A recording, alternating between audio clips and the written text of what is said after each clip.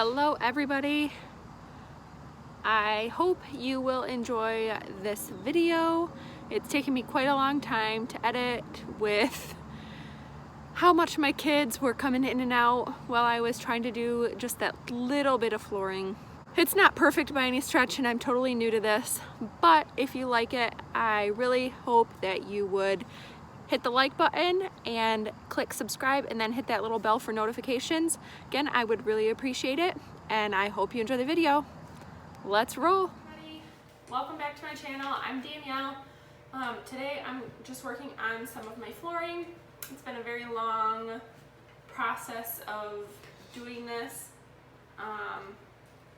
So the little room I'm in now is going to be our pantry. It's not huge by any stretch, but it's definitely large enough, and I think it'll do the job perfect. You'll see obviously behind me all of the plywood, not even plywood, the MDF. We figured we would put that up versus just drywall because no matter where we put our screws for putting up the shelving, we'll hit wood. You'll see in a later video, I think we're going to just do a thinner coat of mud, and we'll mud it, you know, we'll tape the seams, but we'll mud it and we'll get it pretty smooth. But for now, we're focusing on flooring because I just got to get this room done, and it is tied into the other space as well. So I've got a little space here that I want to show you. Right over here, hey Cora, can you come here and give me the little measuring tape right there? Thank you. So I just have this little 6-foot measuring tape that came with my husband's larger one. And I think I may have even hijacked the bigger, the 25-footer for this. But this actually comes in really handy for the flooring because I don't need to lug a gigantic tape measure around. Nope, not right now. Thank you. I've got this little space right here and I need to put a piece of flooring in here. Now you're supposed to be, according to directions, 1/4 inch away from the wall on all sides. I'm not doing it, like I'm not being super precise, but I am making sure that I have wiggle room. I'm also making sure that my trim, hey Cora, could you go in the kitchen, right where I have the baby's high chair, could you grab the piece of trim that's right there on the ground? It's right next to where the dishwasher would be currently. Yay. If we had the dishwasher in there. Wait, what? This is just, I mean, technically this is actually supposed to be used for something, but I've been using this as my, I need you to move, honey, because I'm going to put them right here. So I've been using this as my guide. So you can see this right here, it's 1/4 inch. Okay, so sorry about that, interrupted. I got to get a sander for my mother-in-law. Yeah, I said 1/4 inch, so let me just double check here real quick. So I lied, it's not quite a 1/2 inch. So, but I'm not making my space between the board, the planks and the wall exactly 1/4 inch. There are some spaces that are a little bit more, some a little bit less, but overall I'd say I have a good 1/4 inch to a 1/2 inch all the way around.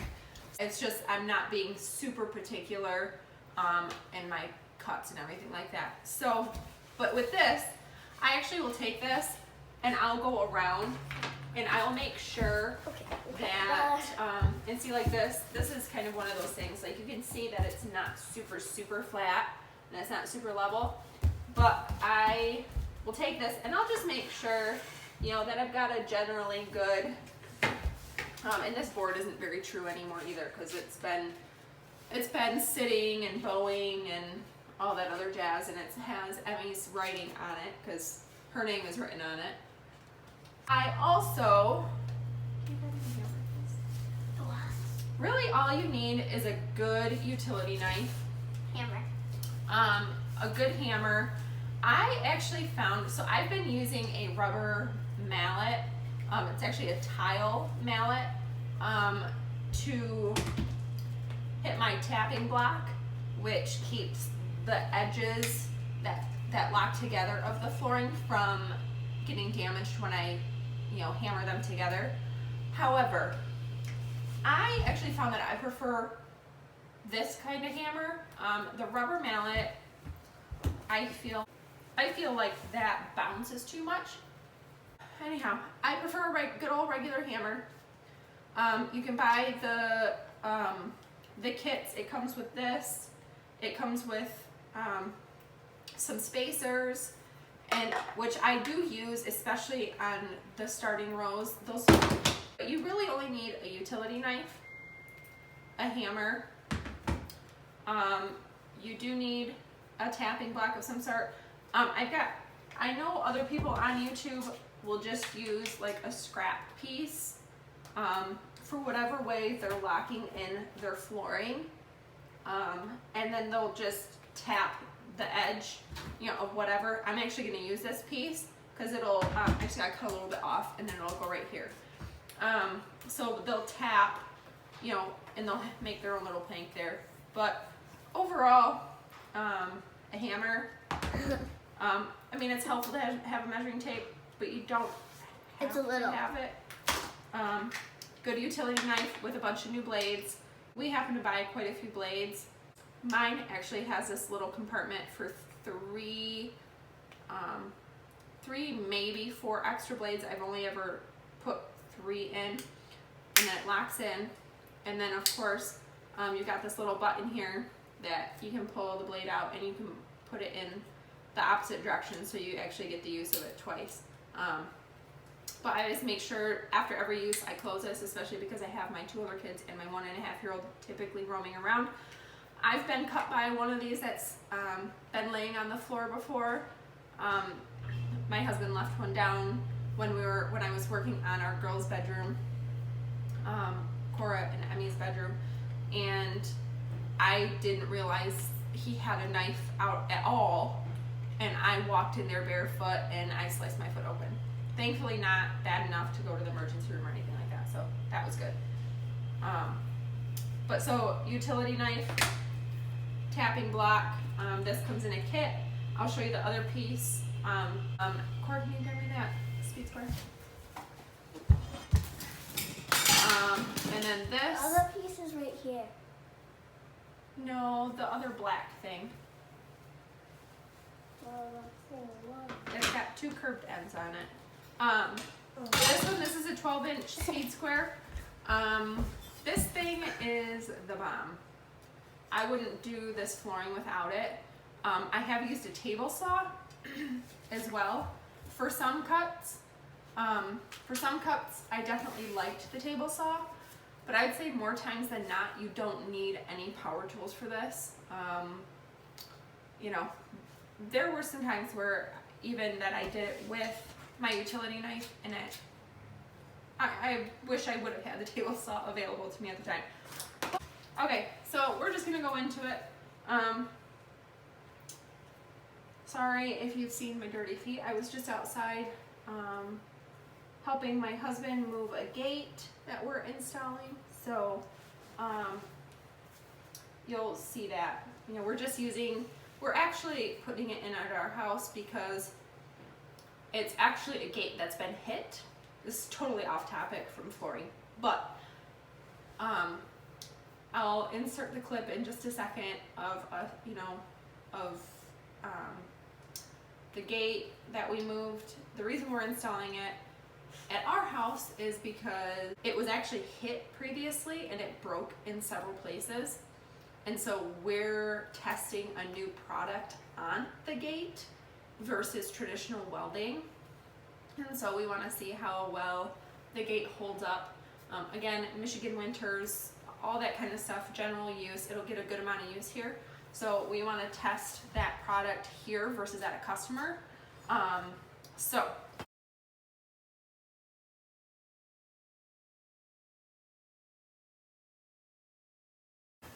back to flooring. So this is my little piece. would have been like the end, like I would have the other part of this plank over at the other end of the floor. So versus cutting an entirely new piece just for this little spot, this actually would have been perfect. The only thing that's not perfect about this now is this part is the piece that I need to slide under here. One, it's a little bit small now that I'm looking at it. Two, this side is cut and I would need this side cut. So this doesn't actually work. It won't actually interlock and be waterproof. But this one will. In order to find roughly what my cut length is, again, I just kind of eyeball it. Probably not how you're really supposed to do it. But so I have been going all day with a pencil in my hair. And I actually just take my flooring and actually turn it opposite. So this side is the side that I actually want against the wall. So this is actually gonna be the side I cut. So I'm actually gonna put the side that I'm not going to cut against the wall. And I'm just gonna lay it in place and kind of move it forward so I can see exactly where I need to mark. So I've got this lined up here, and I happen to know that when I interlock this right here, I'll lose a little bit and I'll have enough space for the wall. So I do this, push it up against the wall, and I just mark right about there at the end of this. So then Emmy's gonna watch. Be very careful if you're cutting over your new floor. You don't want to totally gouge it with anything. I just line up my T-square with that. Make sure it's nice and flat and level. And then I'm gonna stand up. So I got my trusty knife here. And then I actually use my weight to hold down the T-square. And you want to cut twice in the same spot. So it's important to do it.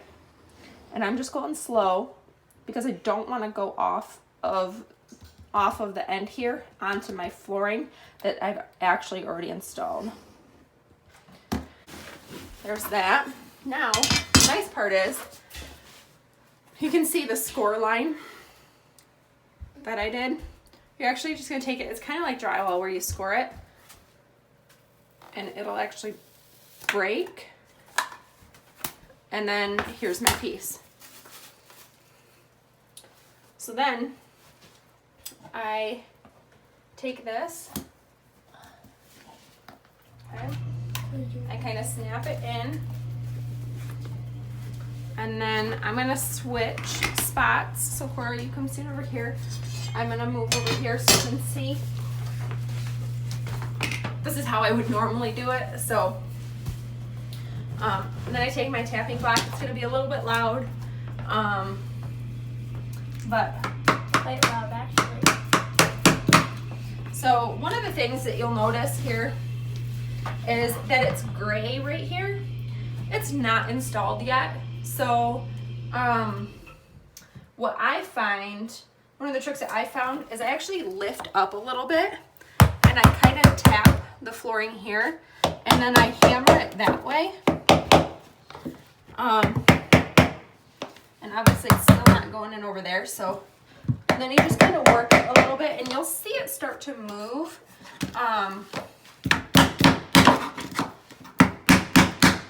Okay. And then again, probably a no-no.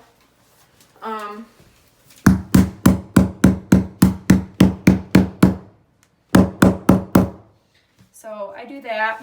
Emmy, can you find me that black piece in my bucket? I really think it's in my bucket. It's about that long. Is it in my bucket?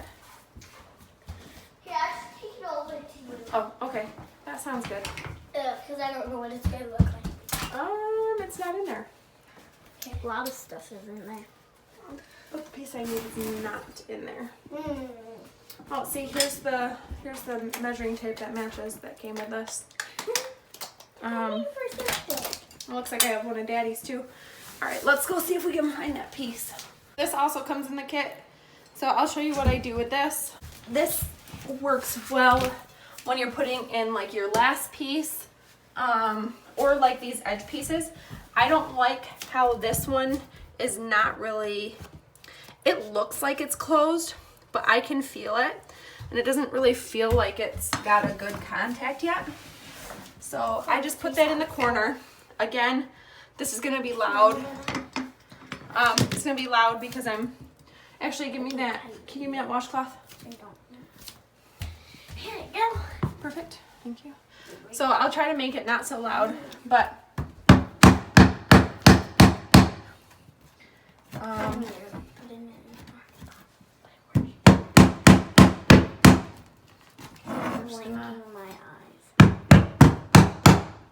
okay, so all we did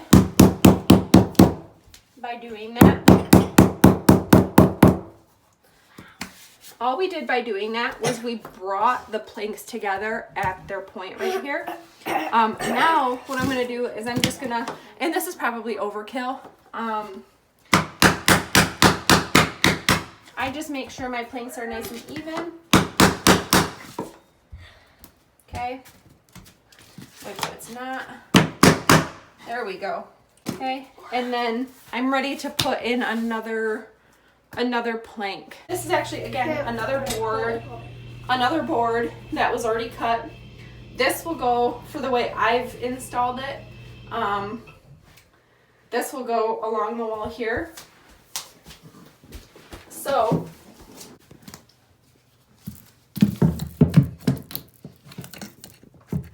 I got a nail here that I gotta get out. It's a crowbar. I just pulled the nail out here.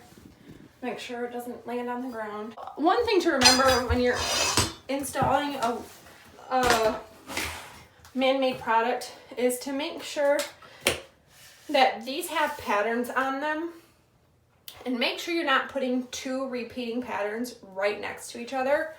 So so far I don't have any repeating patterns in here, or at least not right next to each other, so that's good.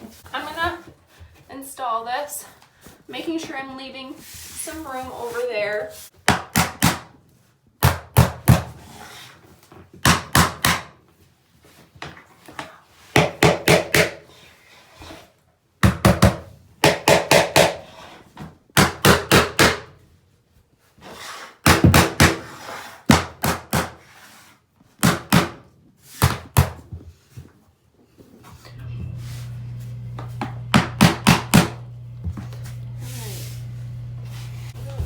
That is really how you do it. I'll bring you back when I have to do the very last piece. This one able to be used? Yes. I might not have to cut this. This will be the true test on whether I have to cut this or not.